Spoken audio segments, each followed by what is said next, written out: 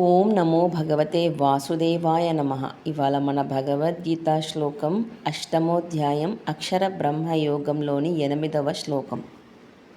అభ్యాసయోగయుక్తేన చేతసా నాణ్యగామిన పరమం పురుషం దివ్యం యాతి పార్థానుచింతయన్.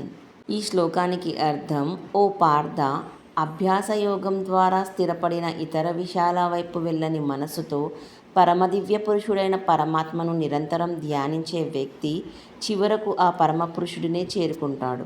ఓ Partha, one who constantly remembers and meditates upon the supreme divine person with a mind disciplined through the practice of yoga and not distracted by anything else, attains that supreme divine person. ఈ శ్లోకం ద్వారా మనం తెలుసుకోవాల్సింది ఏంటంటే, ప్రతిరోజు కొంత సమయం గీతా పారాయణం లేదా భగవన్నామ స్మరణ చేయండి.